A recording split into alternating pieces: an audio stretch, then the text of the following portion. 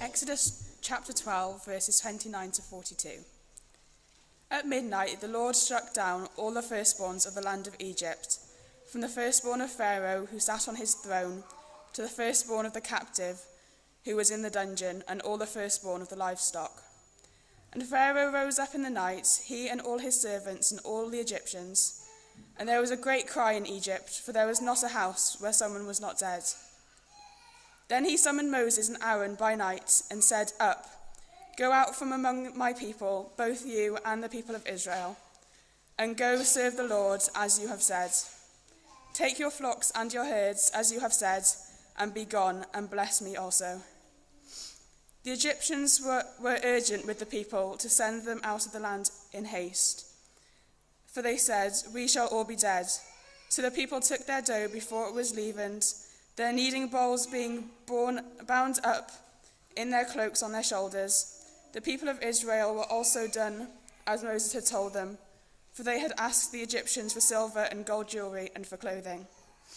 And the Lord had given the people favor in the sight of the Egyptians, so that they let them have what they asked. Thus they plundered the Egyptians. And the people of Israel journeyed from Ramesses to Succoth, about 600,000 men on foot, besides women and children. A mixed multitude also went up with them, and very much livestock, both flocks and herds. And they baked unleavened cakes of the dough that they had brought out of Egypt, for it was not leavened, because they were thrust out of Egypt and could not wait, nor had they prepared any provisions for themselves. The time that the people of Israel lived in Egypt was 430 years. At the end of 430 years, on that very day, all the host of the Lord went out from the land of Egypt. It was a night of watching by the Lord, to bring them out of the land of Egypt. So this same night is the night of watching, kept by the Lord by all the people of Israel throughout their generations. Exodus chapter 13, verses 11 to 22. When the Lord brings you into the land of the Canaanites, as he swore to you and your fathers, and shall give it to you, you shall set apart to the Lord all that first opens the womb. All the firstborn of your animals that are male shall be the Lord's. Every firstborn of a donkey you shall redeem with the lamb. Not if you will not redeem it, you shall break its neck. Every firstborn of man among your sons shall redeem. And when it time to come, your sons ask you, "What does this mean?" You shall say to him, "By a strong hand the Lord brought us out of Egypt, from the house of slavery. For when Pharaoh stubbornly refused to let us go, the Lord killed all the firstborn in the land of Egypt, both the firstborn of man and the firstborn of animals. Therefore I sacrifice to the Lord all the males that first open the womb, but all the firstborn of my sons I redeem.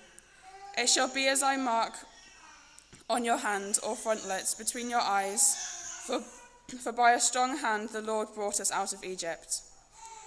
When Pharaoh let the people go, God did not lead them by way of the land of the Philistines, although that was near. For God said, "Lest the people change their minds when they see war and return to Egypt." But God led the people round by the way of the wilderness towards the Red Sea, and the people of Israel went out of the land of Egypt equipped for battle. Moses took the bones of Joseph with him, for Joseph had made the sons of Israel solemnly swear, saying, "God will surely visit you, and you shall carry up my bones with you from here." And they moved on from Succoth to encamp in Etham, on the edge of the wilderness, and the Lord went before them by day in the pillar of clouds, and led them along the way, and by night in the pillar of fire, to give them light, that they might travel by day and by night. The pillar of cloud by day and the pillar of fire by night did not depart from before the people.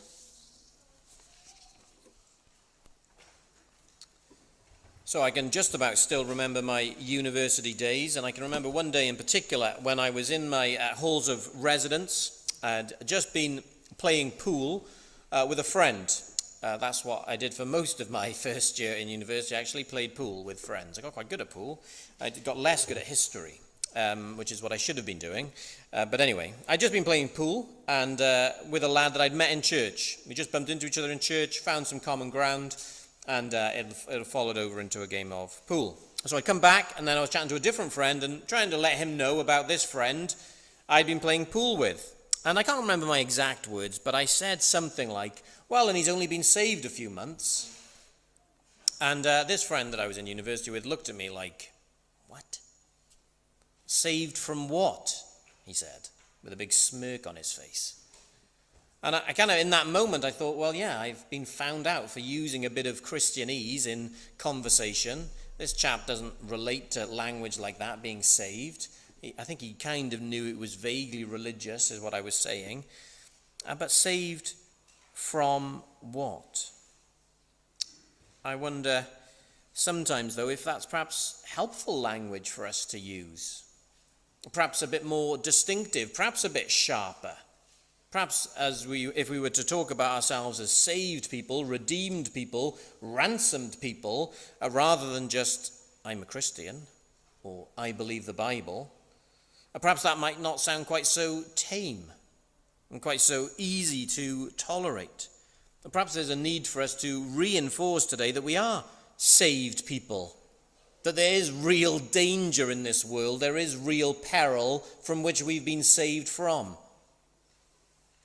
It's difficult, isn't it? We need to make sure that we're understood, that people understand the words that we're using, that we're not using words for our sake, but to help them gain understanding and insight. We want our words to mean something, but also we want our words to have an impact.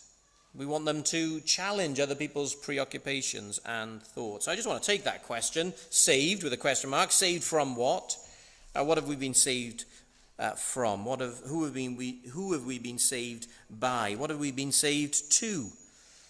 If you're in a building burning, I need my family back. Correcting my words. If you're in a burning building, it's quite obvious what you need saving from, isn't it? You need saving from the fire, from the burning, from that danger. You need that physical safety to be brought to you. You need someone, not yourself, because you need saving, you're stuck. You need someone from the outside to come in and save you, to rescue you. You can't do it yourself. And you also need them to take you somewhere else. You don't want a fireman climbing up the outside, breaking into the window, taking you down the ladder, putting you in the fire engine, and taking you to his next appointment at another burning building. You don't want to move from the frying pan into the fire, do you? You don't want to go to another hot place.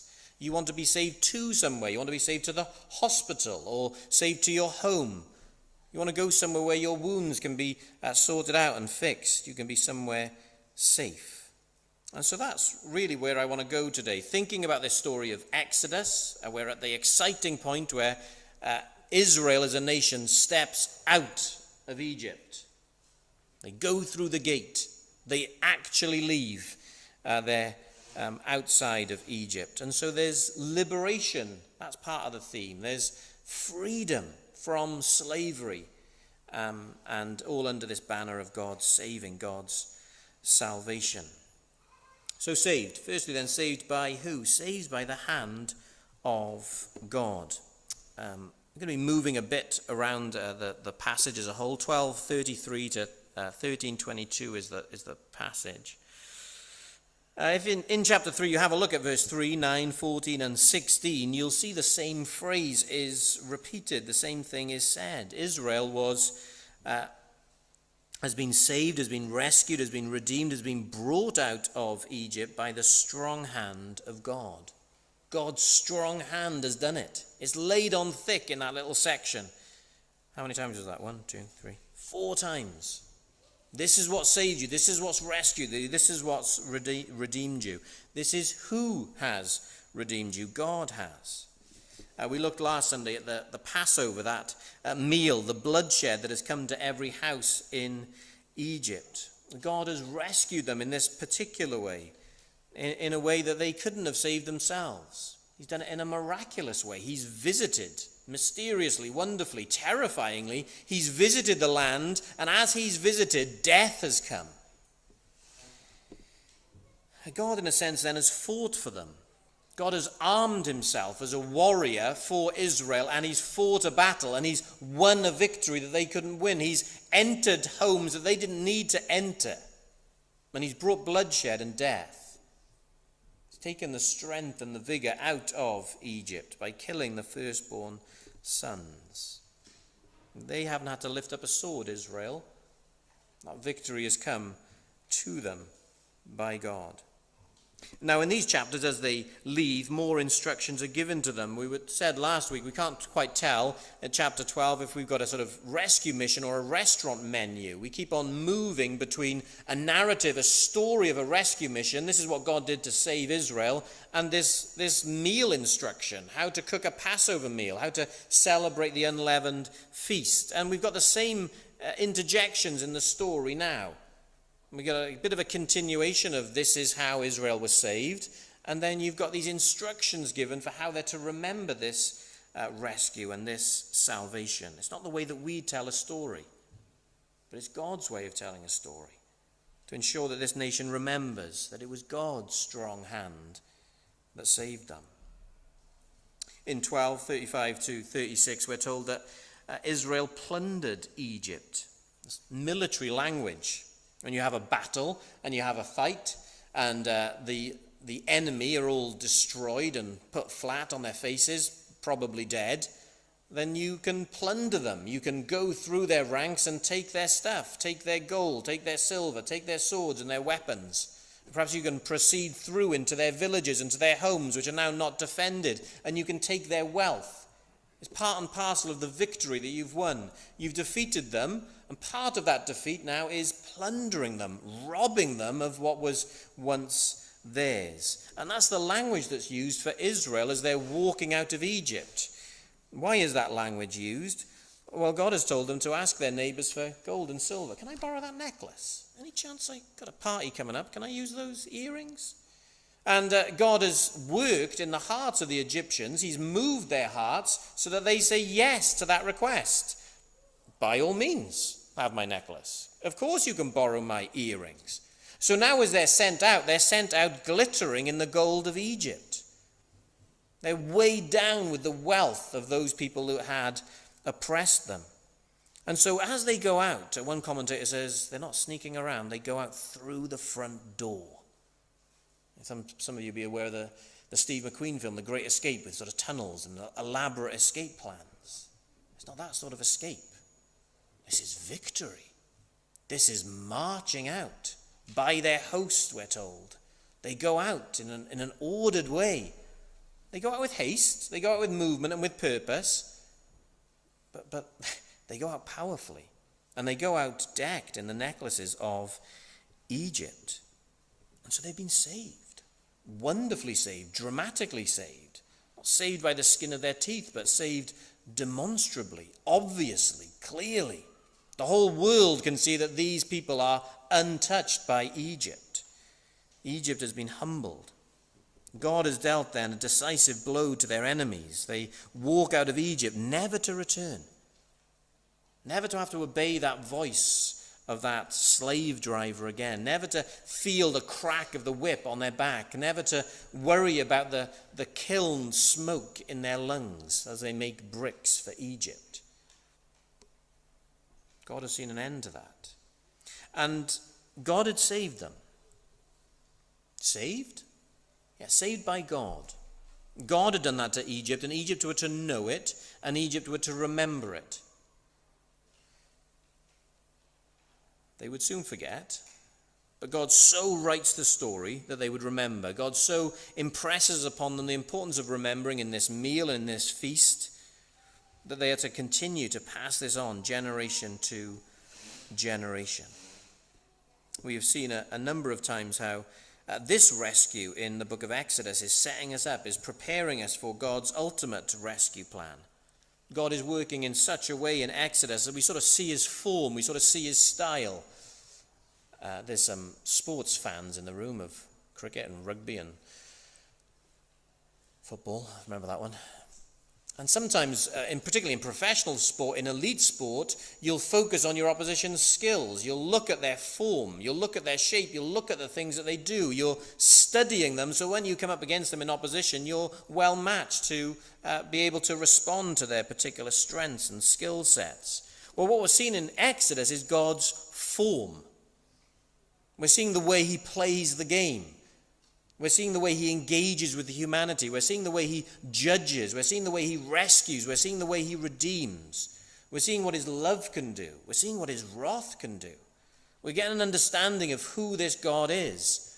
And that fullest picture comes later on in the story in the story of Christ and his cross.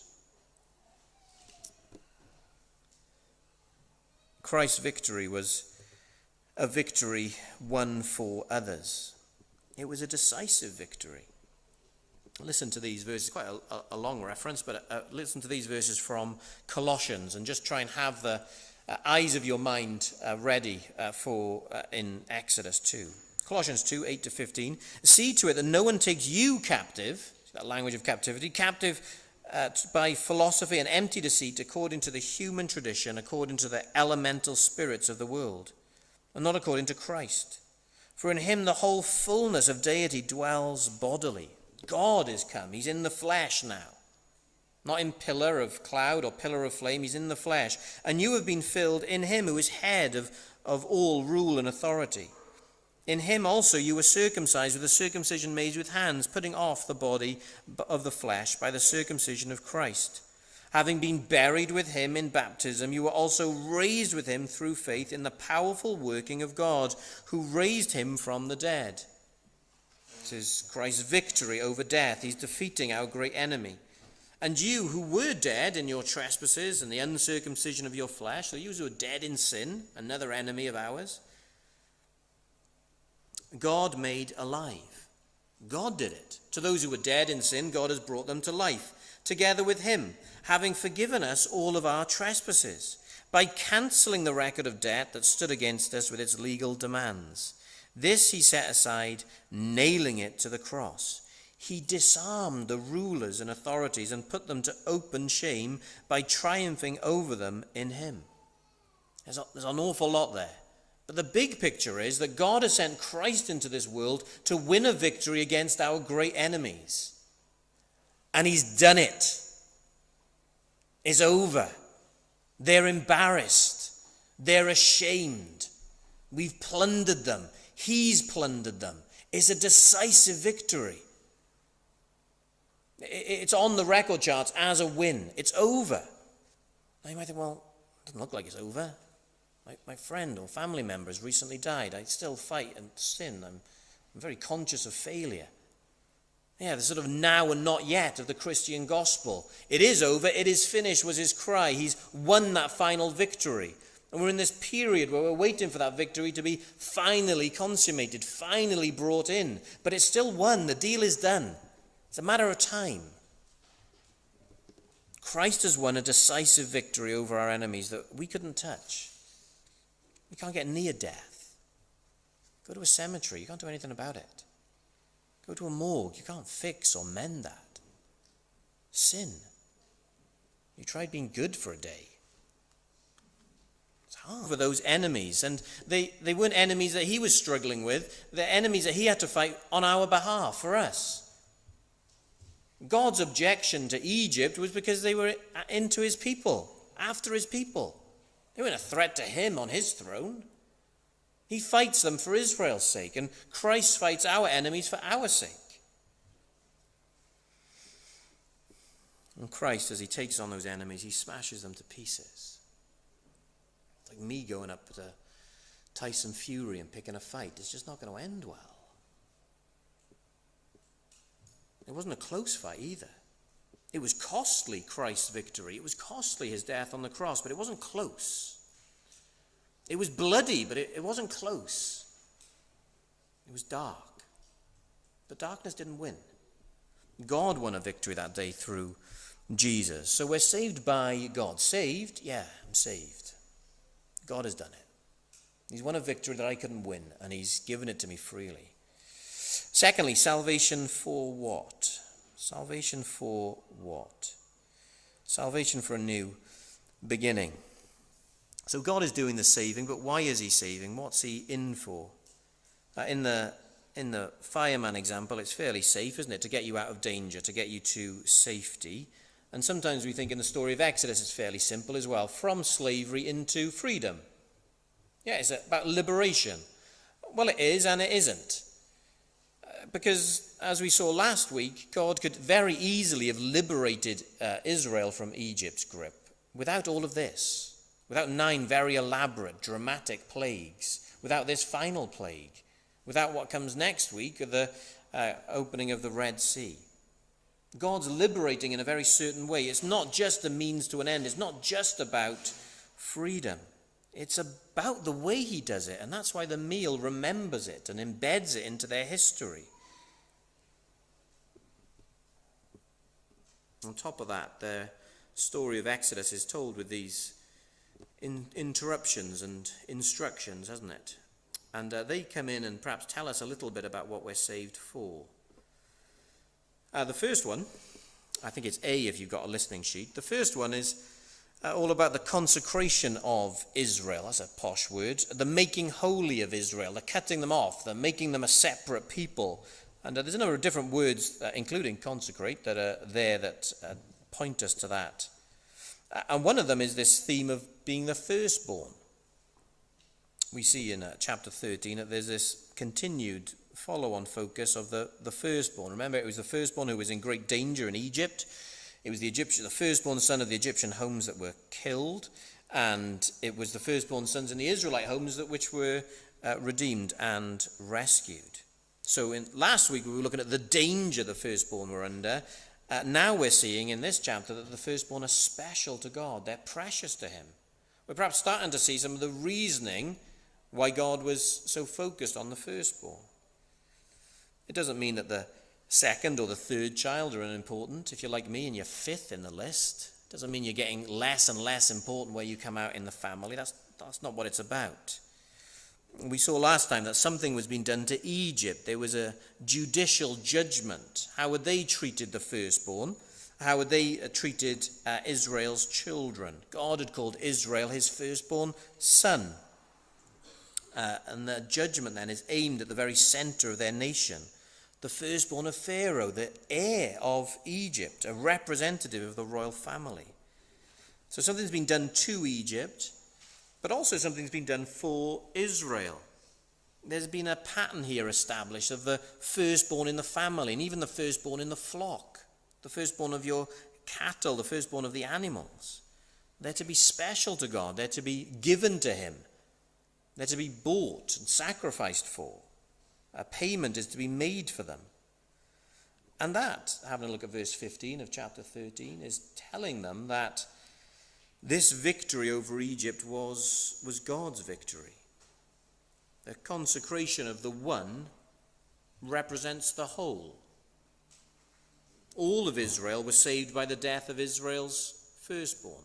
The family were rescued and saved.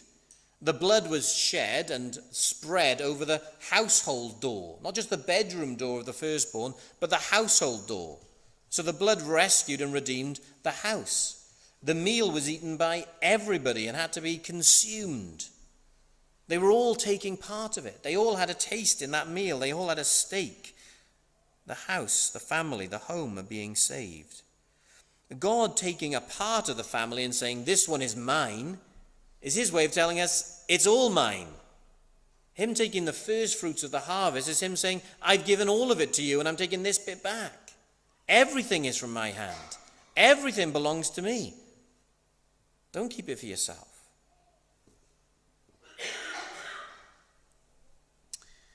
And then there's this language of consecration, being set apart, being made holy. God in this period is bringing about a new beginning.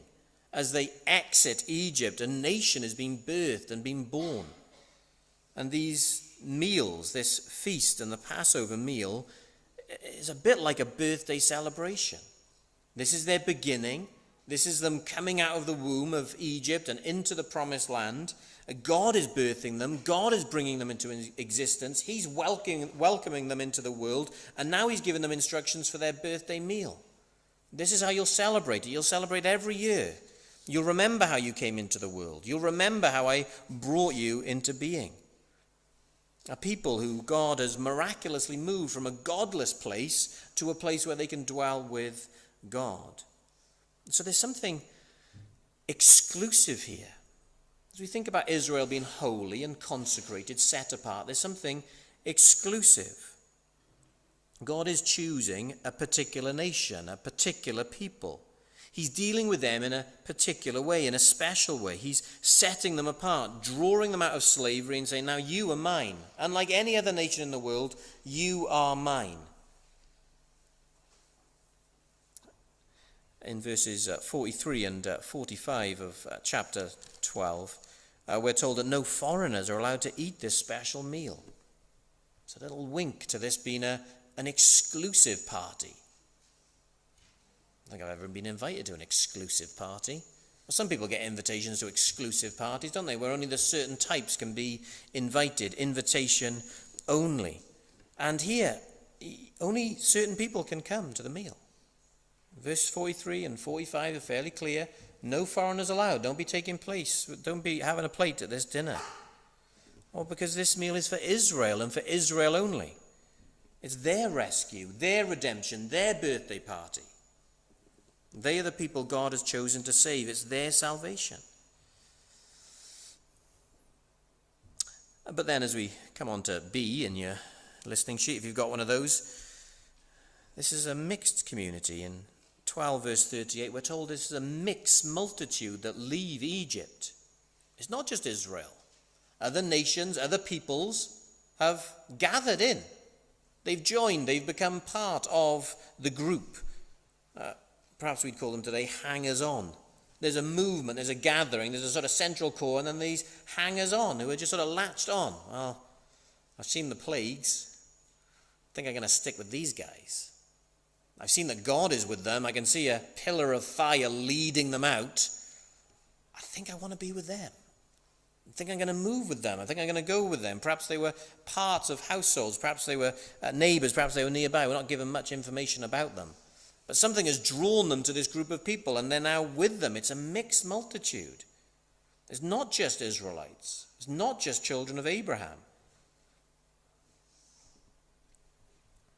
And among those instructions that a minute ago seemed so exclusive, so ethnic, now in verse 48, if a stranger shall sojourn with you and would keep the Passover to the Lord, let all his males be circumcised.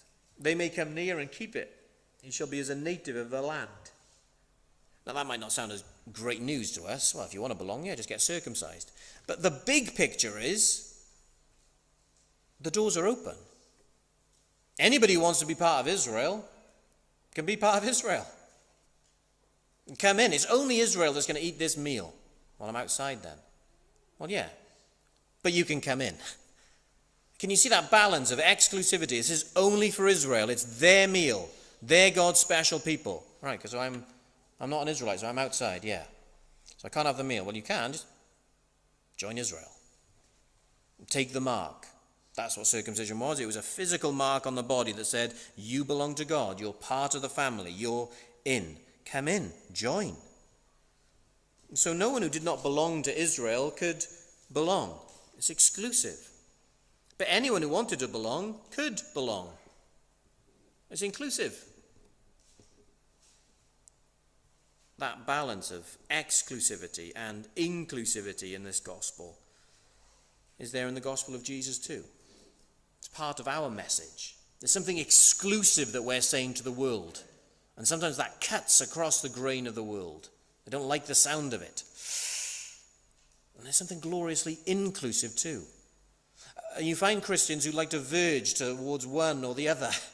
And our personalities can take us perhaps to one or the other. And we can find verses that help us with one or with the other. And we become a bit unbalanced. And the Bible is beautifully balanced in this area. We can veer to either extreme. And it's a whole view of God's word that will keep us balanced. There's an exclusivity to the gospel. Christ says, I am the way, the truth, and the life. No one comes to the Father but by me. There's no other way. There is no other route. Jesus says, I am the door, the door. There's no other way in. Peter in Acts 4, there is no salvation, and there is salvation in no one else, for there is no other name under heaven given among men by which we must be saved. It's exclusive. Through Christ alone. Through faith alone. There's no other way to God yet through him. And yet, there are loads of inclusive phrases in the Bible. And what I'm trying to present here is these things aren't contradictory. They go together. It's only through Christ. And yet anyone can come to him. Don't have to be a particular type of person. Don't have to come from a particular ethnic group. Don't have to come from a particular nation. Romans 10:13, for everyone who calls on the name of the Lord will be saved. Everyone, anybody, whoever they are, wherever they are, whatever background, whatever lives they've lived. Whoever you are today, sat in this room, don't be waiting for anything else. Come. Come and belong. There's salvation in the name of Jesus Christ. So come and receive it. Don't wait. Matthew 11:28, come to me, all you are weary, and I will give you rest. Well, I meet an awful lot of weary people. And Jesus is offering with open arms, come. You weary? Are you tired? Is life hard? Come to me. You'll find rest. You'll find rest for your soul. You'll find rest for your heart. Come to me. It's open, isn't it? It's inclusive. Anyone, everyone. There's one gospel. There is one salvation. But that one gospel and that one salvation is wide open to anyone and everyone. This is a new beginning for Israel. It's a birthing of a nation. And Jesus, in his coming, offers a new beginning. He offers us new life, a fresh start, and being part of a new humanity. I haven't really got time to unpack that this morning, but that's what the resurrection opens up. A new plane of existence, no longer in the grip of sin, but now in the grip of the Spirit, now living according to the fruit of the Spirit, according to his power, according to his presence living within us. It's a different life altogether. God brings that life, and him alone. Thirdly, finally, saved by God, saved from Egypt, saved for a new beginning. But there's more. In verse 21 of chapter 13, and the Lord went before them by day in a pillar of cloud to lead them along the way, and by a night in a pillar of fire to give them light, that they may travel by day and by night. The pillar of cloud by day and the pillar of fire by night did not depart from before the people. Saved to walk with God. Here we have God leading out his army from the enemy's territory. He is the victor. He is the champion. He leads them out. They haven't had to lift a finger in battle, simply follow obediently the instructions he has given.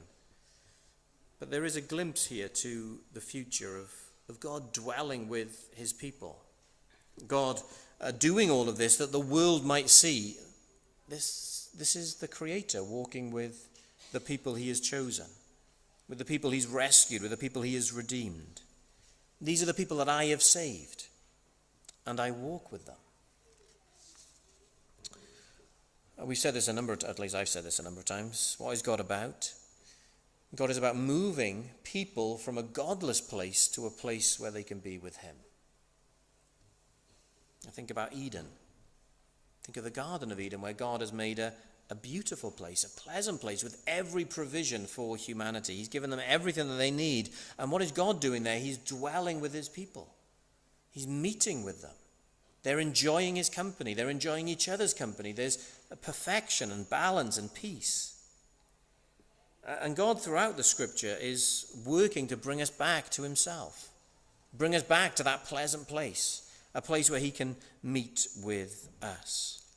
And yet when God does come near, as we saw last week, there is danger. As God visits now, there's danger. What happened to the Garden of Eden? Well, there were cherubim outside and a flashing sword. You can't come near. You can't come close.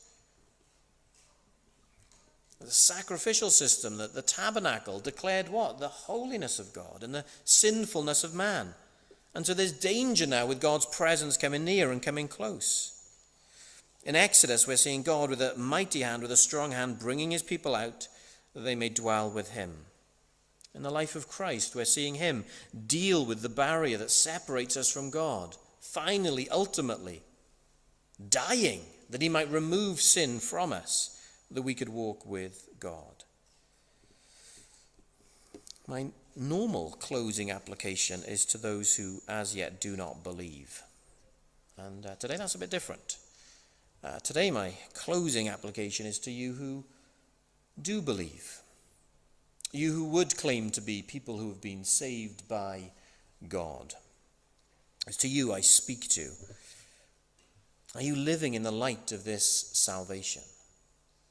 That's what these meals seem to be about. That's what these feasts seem to be about. Remember. Don't forget. There's real danger in forgetting. There's real danger in letting the reality and the profundity, the wonder of these things drifting off your radar, of you becoming complacent, of you falling asleep in the faith. Don't forget. Remember. Not just the facts, not just the stories, not just the names and the places, but remember the horror of the bloodshed of the Lamb.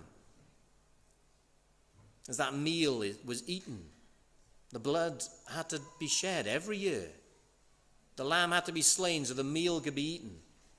It was a reminder of the cost. It was a reminder of the horror of sin, of the plight of Egypt standing against God. Remember the bitterness of slavery.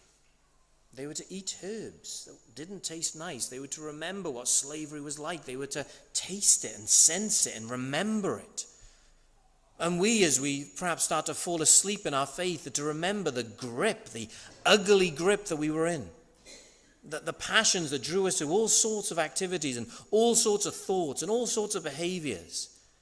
And you were captive to that. You were held to that. You had no hope in that grip. And God's freed you. And he's liberated you. And he's defeated that enemy. And he's granted you and offered you that freedom. So walk in the light of it.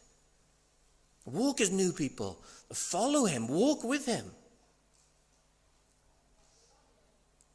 They had to leave with haste. Unleavened bread is a bit of a mystery in the passage. We get more light in the New Testament about perhaps what that unleavenedness is about. But here in the story, it all seems to be about haste and movement. Let's go. You don't want to be in Egypt anymore. You don't want to be a slave anymore.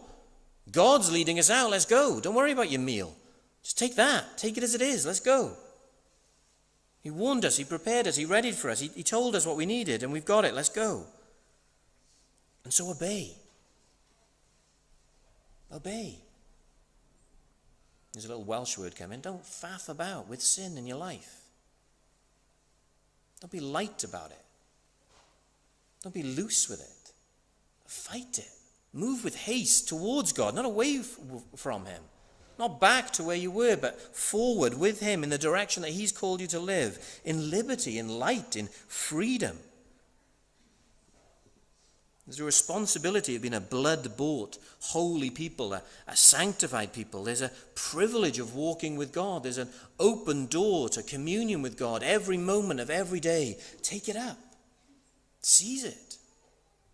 Don't let it become a dull duty that's in the diary. Let it be a delight to you. Are we living in the light of our salvation, or are we taking it for granted? Are we living as new people, resurrection people, delivered people, saved people? Or we've returned to thoughts of bondage, misery, fear? Are we living as holy people, set apart in a dark world? Are we declaring a daringly, offensively exclusive Saviour? The great I am who has come to save, and there is only hope in him alone. And are we offering that gospel in an inclusive, open-hearted way? It's only in him, so please come. Any and every sinner that you meet can come and belong to the most exclusive group in history. Anybody. By a strong hand, the Lord brought us out of Egypt, from the house of slavery. From the house of slavery into the house of God.